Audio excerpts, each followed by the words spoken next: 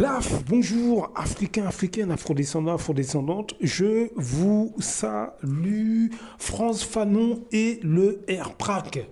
Alors, vous voyez pas le lien, mais pour moi, il y a un lien direct.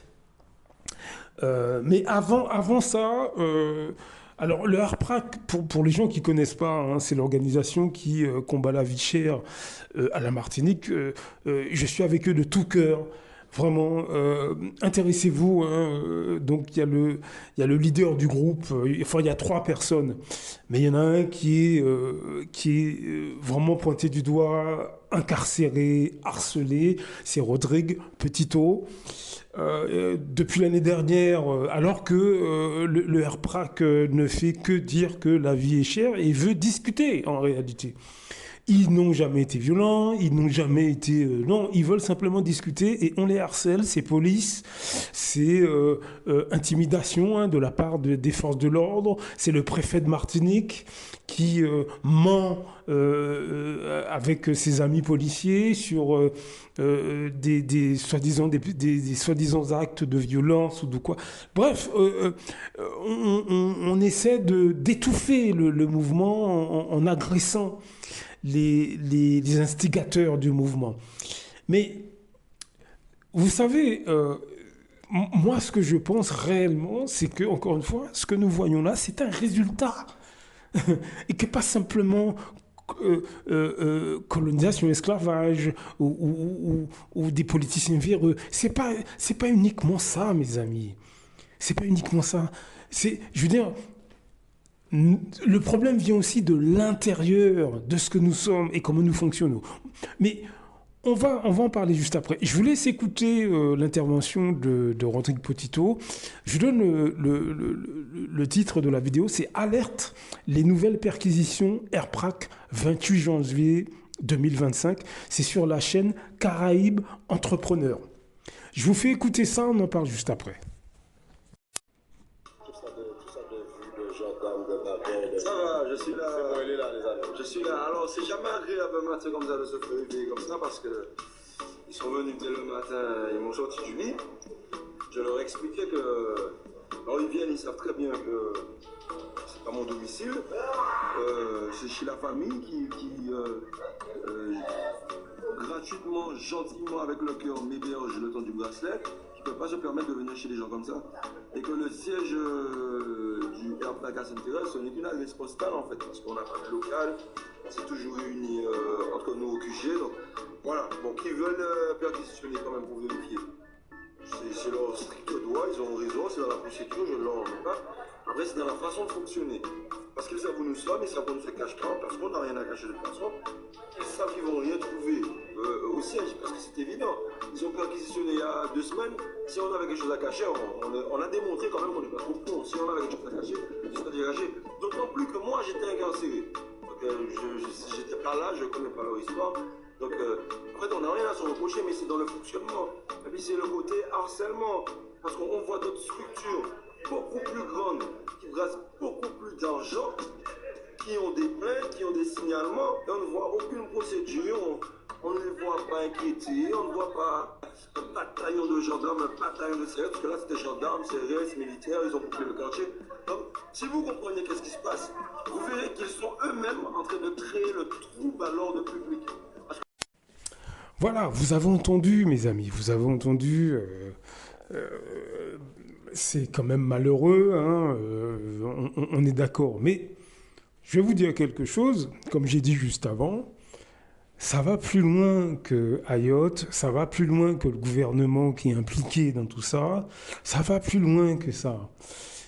Ça va plus loin dans le sens où ce que nous subissons en Martinique, mais dans les Antilles, dans toute l'Afrique, mais c'est le résultat du comportement ou des comportements d'une catégorie de nos compatriotes, mes amis, de nos semblables, qui sont sur toute l'échelle sociale, qui, eux, bénéficient des différentes agressions contre nous, que ce soit économique, que ce soit politique, que ce soit culturel, tout ce qui est fait contre nous, une catégorie d'afrodescendants en bénéficie.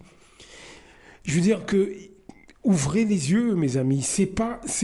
Tout ça ne vient pas comme ça de l'extérieur. C'est constamment ceux de l'extérieur à nos cultures qui viennent, qui nous agressent, etc.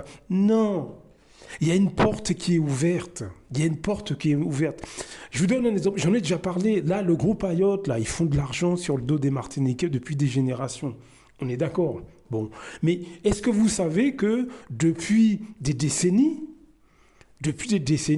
vous avez des centaines de milliers de Martiniquais qui vont systématiquement faire leurs courses chez eux, qui défendent des béquets. J'en ai déjà parlé de ça.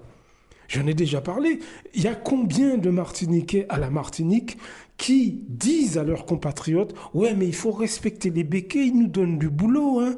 Il faut vraiment les respecter. Hein. » Et ils parlent comme ça.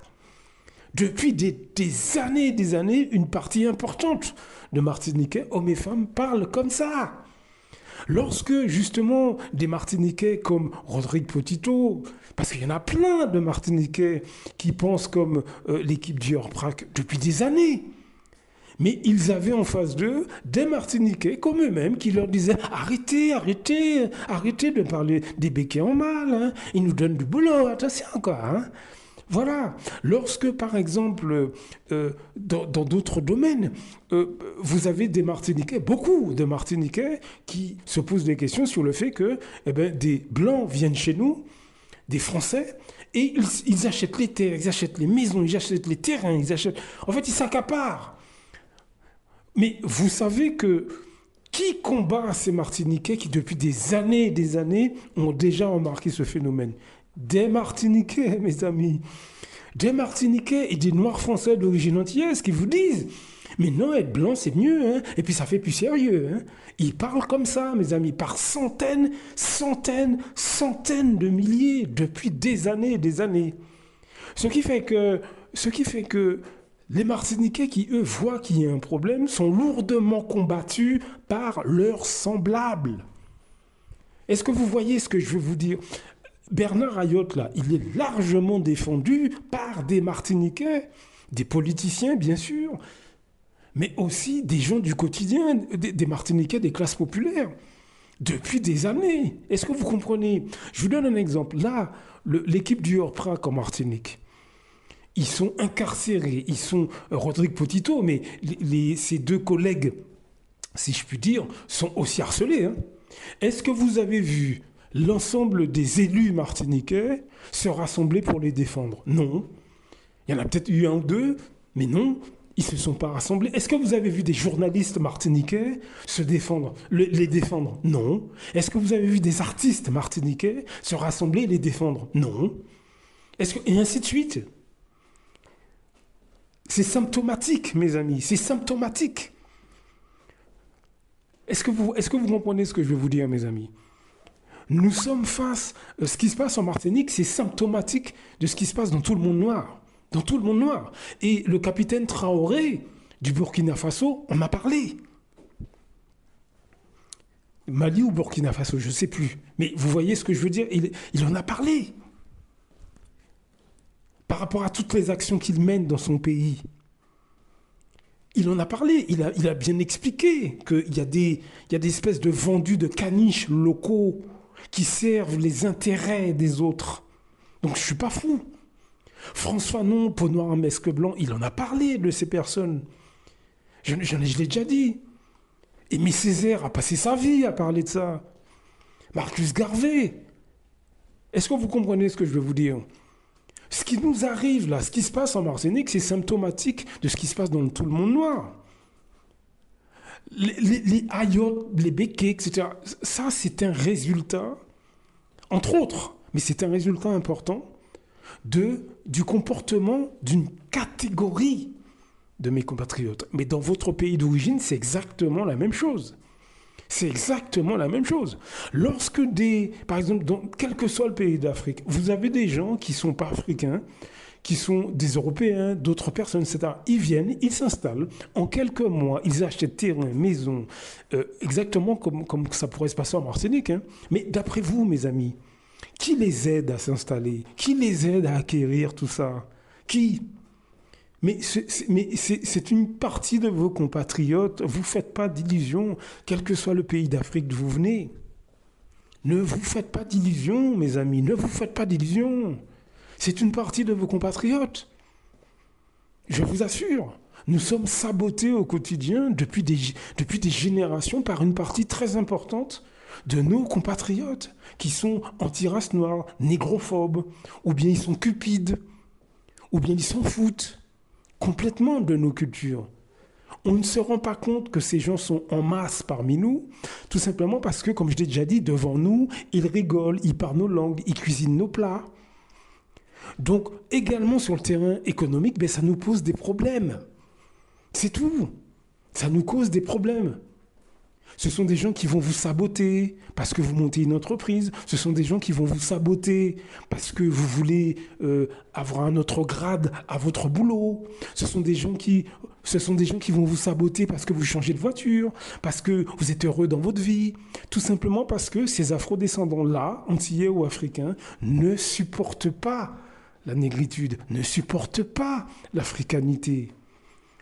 Voilà la réalité, mes amis. Vous savez, c'est pas pour me vanter ou quoi, mais il y a peu de gens qui vont vous parler de ce problème. Aujourd'hui, il y a peu de gens, pourtant nos anciens ont eu le courage d'en parler. Comme je l'ai dit, François Fanon, Aimé Césaire, Thomas Sankara, etc. etc. Ils ont eu le courage de parler de nos problèmes mentaux. Aujourd'hui, il y en a peu. Mais les vraies raisons de nos difficultés, mais encore une fois, nos difficultés économiques, mais aussi politiques, socio-culturelles, mais c'est une catégorie d'afrodescendants esclaves qui sont dans notre quotidien. On ne se rend pas compte du nombre de ces personnes. Ils sont au sein de vos familles, parmi vos amis. Vous ne savez même pas. Parce qu'ils vous font des sourires, ils rigolent avec vous, ils cuisinent vos plats, ils parlent vos langues. Vous n'avez pas l'impression qu'ils sont là. Mais ils sont là en masse. Je vous assure qu'il y a énormément de Martiniquais qui sont contre l'équipe du RPRAC. Mais ils l'ont dit d'ailleurs. Ils sont contre.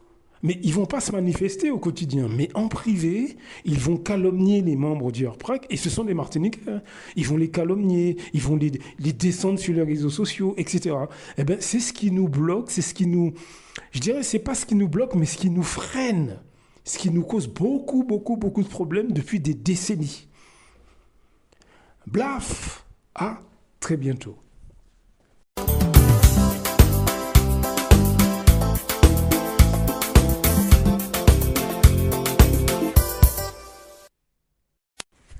Avant la vidéo Affaire Aliko Dangote et la mafia économique black, je vous donne les clés pour reconnaître ces Africains ou ces afrodescendants qui détestent leur négritude ou africanité. Après cette vidéo, nous parlons du comment ensemble on peut faire beaucoup plus d'argent. Choisissez ce que vous regardez.